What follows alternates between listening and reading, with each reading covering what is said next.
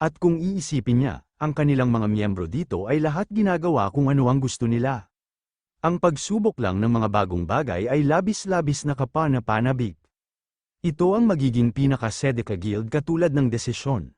Sinasabi ni Jeshuka na for the first time in a long while, naiintindihan namin ang kanyang desisyon na hindi malinaw na pag-iisip tungkol sa nakaraan. Kahit silang lahat ay nagdesisyon dapat silang magpasalamat. Hindi pa tapos magsalita si Jeshuka at biglang naisip nito na ang bagong name ng guild, at sinasabi nito na anong klase guild name ang Overgeared. Disband niya daw ang guild at gumawa daw siya ulit. Sa isip-isip ni Lowell na mahirap magtatag ng isang guild, dapat may mga 15 miyembro, dapat magkaroon sila ng tamang social standing, at kahit pagpapatibay mula sa association, dahil sobrang mahirap, ang pangalan ng isang guild ay dapat maging matibay sa puntong ito at kasama ang lahat ng kalidad nito. Dark Flame Masters, Blood Ice Makers, Blessings of God, Profile. Overgeared, Lowell, Qigong Master. Matagal at mahirap siyang naghintay, at akala niya bagay ang pangalan sa kanyang ambition. So ano yung dogshit na ito sa itaas ng nickname niya? Overgeared Guild, that guy, may bato ba siya sa utak parang golem? Tumatawa at sinasabi ni Grid na isang simple lang yan. Ang Overgeared Guild ay naitatag na may 27 miyembro. Pangalan ng guild, Overgeared. Level, 100,000 reputasyon, 0 Master, Grid mga miyembro, 28/30ths. Affiliation, Ethnal Kingdom. Mga kaugnayan ng Allied, North Ethnal Kingdom. Mga kaugnayan ng Hostile, wala, ang hilig ay walang kondisyon na kanais-nais. Kaugnayan kay Winston Territorio, wala, Defensive War 2, Rank SS Quest. Ang Ethnal Kingdom ay nasa panganib, talunin ang malakas na sinaunang armas at ipagtanggol ang kaharian. May desperadan puso, si King Visbaden ay umaasa sa iyo, malinaw na mga kondisyon, talunin ang mga sinaunang sandata 08s. Malinaw na reward, isang malaking lungsod, ang mga kontribusyon sa kaharian ay tataas ng 50,000, guild level at tataas ng 5 milyong gold. Failure, may mataas na probabilidad na ang Ethnal Kingdom ay gumuho. Nagtataka si Grid na ang quest ay na-update, sinasabi ni Lowell na isang guild quest ito. Ito ang ibang dahilan kung established agad ang kanilang guild. Isang pagkakataon na mag-stack up ng mga achievements sa isang go. Bigyan niya sila ng order, sinasabi ni Grid na sige, tapusin muna nila ang mga sinaunang sandata. Ito ang magiging unang hakbang na ginagawa ng Overgeared Guild. Heroy, Toban, sinasabi ni Heroy na ang Overgeared Guild. Itaas natin ang prestige ng kanilang Panginoon sa pamamagitan ng pagpapalalim sa mundo ng pagdating ng Overgeared Guild. Tinaas ang moral, lubos na tataas ang attack power at magic power para sa susunod na attack. Ang susunod na attack ay garantisado na magiging critical hit, sinasabi ni Toban na isang buff para sa isang fatal strike, hindi dapat nakaupo ang isang paladin, ginamit ni Toban ang God Juder Blessing, lahat ng stats ay tataas ng 20% sa loob ng 5 minuto. Ang health at depensa ay tataas ng 30% sa loob ng 10 minuto. Sinasabi ni Grid na ang lahat ay kumalat, mag-focus sa pag-atake sa mga sinaunang sandata, maglaan ng isa sa bawat grupo at talunin sila. 5 hit combo na ang na-achieve. 6 na hit combo ay na-achieve na, Thunder Dogs Knuckles. Na-activate na ang epekto, nagkaroon ka ng karagdagang pisikal na pinsala. Nagkaroon ka ng karagdagang pinsala ng Thunder, 8 hit combo achieved. Ang epekto ng Thunder Dogs Knuckles ay na-activate na. Karagdagan ng pisikal at thunder damage. Sinasabi ni Riges na ngayong nabuff na siya, iba na ang pakiramdam niya sa kanina.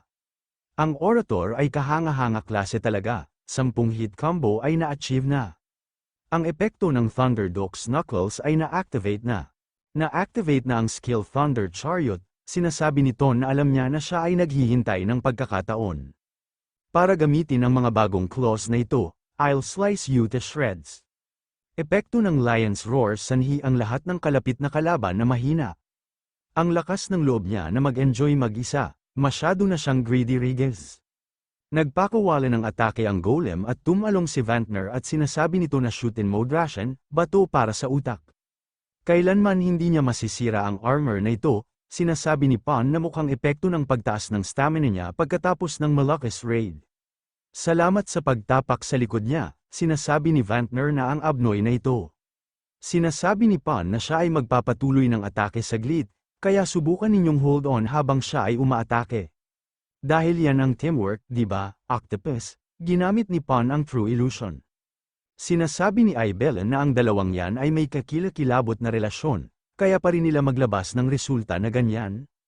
Kailangan rin niya pick it up, pero hindi siya nakahingi ng tulong sa ibang guild members. May nagpakawala ng Wind Dragon's Wingbeat sa isang golem. Napigilan ang mga galaw ng target, sinasabi ni Lowell na nahuli niya siya. Huwag siyang mag-isip ng excuse na walang sapat na tulong. Kahit nahuli niya siya, malamang hindi siya gagalaw ng anuman atake or skill. Gumamit ng laceration si Ibellen. Laceration, brutally lacerate a target with the Thorn of Deep Grievance. Ang target ay magdurusa ng fixed damage equal sa 60% ng kanilang kasalukuyang health. Cost ng mana, 500 usage restrictions, ang target ay dapat na nasa isang restrained na estado. Sa isip-isip ni Lowell na kaya niya ang 60% ng health ng giant golem ng isang tama. At ang bilis, sinasabi ni Lowell na para sa isang taong una lang sa Overgeared, mukhang napabuti niya ang kanyang skill, rookie. Sinasabi ni Ibellen na hindi niya na siya matatawag na ganyan, dahil rookie rin siya, kung isaalang-alang ang kanyang mga skill, naiintindihan niya kung bakit siya nagulat. Sinasabi ni Faker na hindi na siya papayag tumakbo siya ng malayang sa residential sector. Nagtataka si Faker kung bakit nakakagalaw pa rin ito. Kahit sumabog na ang kanyang torso, may umatake sa golem at napatalsik si Faker. Sinasabi ni Euphemina na nakakahiya. Sinasabi ni Faker na ikaw. Sinubukan niya lang sunugin ang stalker na nagtangka sa kanya buhay, pero nag-miss siya. Hindi alintana ang kanyang layunin, niligtas niya ang buhay niya kaya utang niya sa kanya ang buhay niya, di ba? Sinasabi ni Faker na ngayong nasa iisang guild na sila, nawalan siya ng isang masaya na hinahabol. Siguro, may utang siya sa kanya. Kung masama ang loob niya sa nangyari noon, subukan niyang pumasok sa bahaging magulong na sitwasyon. Susubukan niya na iligtas siya. Sa isip-isip ni Faker na ang anti-magic shields ay malaking hadlang pa rin. Magiging mahirap ito para sa mga magician. Sinasabi ni Zednas na ang magic ay nagre-reflect bago pa ito umabot sa pangunahing katawan. Sinasabi nila Elia na kung hindi nila kaya masira ang shields na yan. Wala na silang magagawa. Sinasabi ni Jishuka na pagkatapos niyang magpaalam, kinailangan niyang i-store ito kasi akala niya masyadong nakakahiya gamitin, pero ngayon na-resolve na ang lahat, papayagan na siguro siyang gamitin ito ng malaya, di ba? Simulan na natin ito ng isang blaze, Salamanders Horn. Rating, unique kapangyarihan ng attack, 215 accuracy, plus 32%. Critical na hit rate, plus 13% isang sandata na ginawa ng legendary blacksmith. Ipinagmamalaki nito ang sobrang destructive power, pero mabagal ang bilis ng firing at ang kahinaan nito. Tataas ng 5% ang attack power sa bawat isang kilometro ng distance. Tumaas ng 40% ang kapangyarihan ng mga pag-atake na batay sa fire base. Gumamit si Jishuka na rapid fire 7 shots at firecracker.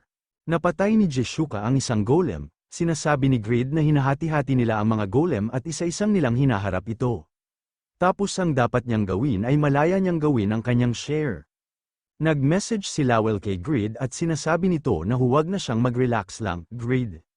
May mga dapat pa silang gawin, sinasabi ni Grid kay Lowell na message niya ang lahat, batay sa self-destruction function at kung paano biglang sila umabot sa lakas kanina.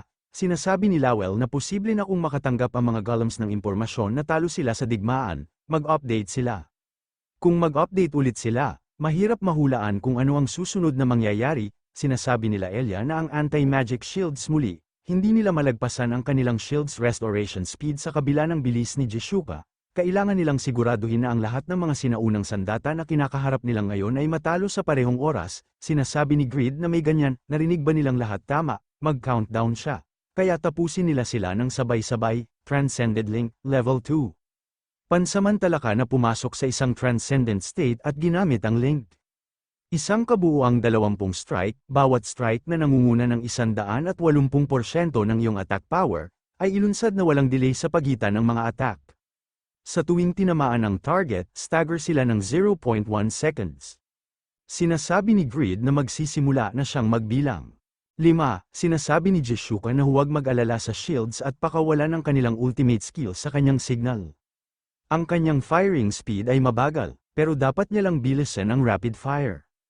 4, 3, 2. Ginamit na ni Grid ang linked kill, ginamit na din ni Jishuka ang Phoenix Arrow.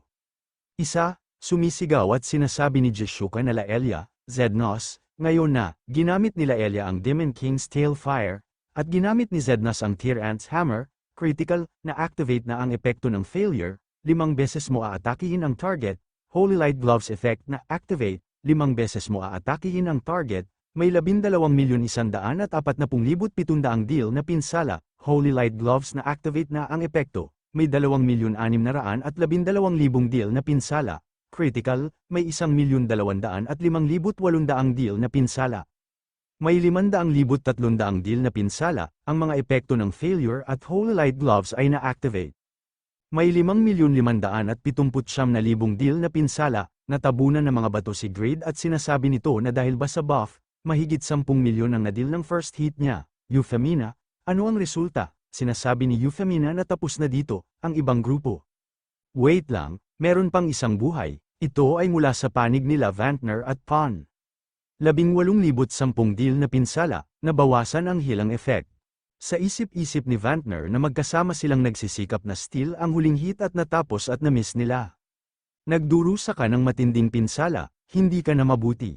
Si Pon ay nawala ng 60% ng health niya at nahimatay pa. Ginamit ni Sihi ang Hope, at sinasabi nito na baka may epekto. Sa rate na ito, sinasabi ni Lowell na dahil sa healing reduction debuff. Nag-evolve ang higantang golem na yan, nakatanggap ka ng 15,300, 12,270 deal na pinsala. Sinasabi ni Jeshuka na ito ay bumilis, tumaas ang resistance sa fire at thunder necessary. Ang mga mineral na may high conductivity ay nalinis na sa katawan. Dahil sa pagtanggal ng malaking halaga ng mineral sa katawan, mas maliit ang katawan. Ang kanyang agility na nawala ay nakabalik na, tumaas ang fire rate ng magic deemed necessary. Ang magic circle ay reconstructed upang bawasan ang magic power upang makamit ang mas mabilis na fire rate. Resistance sa blade at explosive has been deemed necessary. Ang flight ability has been deemed necessary. Sa isip-isip ni Jeshuka na ang natitirang isa ay naging monster. Tiyak na iba ito kumpara sa mga golem kanina, kung ito ay resistant sa lahat ng katangian. Ang tanging maaaring match laban dito ngayon ay si Greed. Pero ang stamina ni Greed ay nasa rock of bottom, sinasabi ni Greed na akala niya, tapos na ang lahat, nagdesisyon ang mga kasama niya na shit ang lahat para matapos na. Hindi na siya makagamit ng malaking skill, sinasabi ni Lowell na may mga 40 golems pa ang natitira. Ang mahalaga, matalo nila yung isa, tapos na, pero kung sila ay ma-fail, lahat ng ginawa nila, ito ay mawawala lang, Panginoon ko. Sinasabi ni Greed na tinatawag niya siyang Panginoon kapag kailangan niya siya. Kahit siya ang advisory niya, ginagamit niya siya ng sobra. Ayaw niya gamitin ito, kahit mamatay siya, nilabas niya na si Noe at sinasabi nito na nakakainis talaga siya. Ang abnoy na pusa na ito, nagnakaw si Memphis ng isang bahagi ng kaluluwa ng target.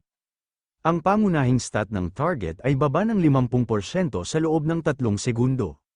Sinasabi ni Noe na ang sarap, masayang-masaya si Lowell at sinasabi nito na as expected of my lord. Alam niya na may iba pa siya sa mga slaves niya, ang lahat ay magsama-sama na ngayon. Sinasabi ni Noe na masarap ang daming pagkain, nagnakaw si Memphis ng isang bahagi ng kaluluwa ng target. Nagnakaw si Memphis ng isang bahagi ng kaluluwa ng target, inatake na nila ang mga golem, ang mga ninakaw na stats ay nailipat na sa master, tumaas ng 2,133 ang stamina. Sinasabi ni Greed na ito na ang huling skill, tapusin na natin dito, dahil kinakailangan nating drag ito laban sa isang bunch of rocks, lalong lalaking ang gap sa bilang ng mga miyembro sa pagitan ng fan cafe niya at ang pusa na yan, ginamit na ni Greed ang kill, pero thank you parent, dahil sa kahanga-hanga opening ceremony.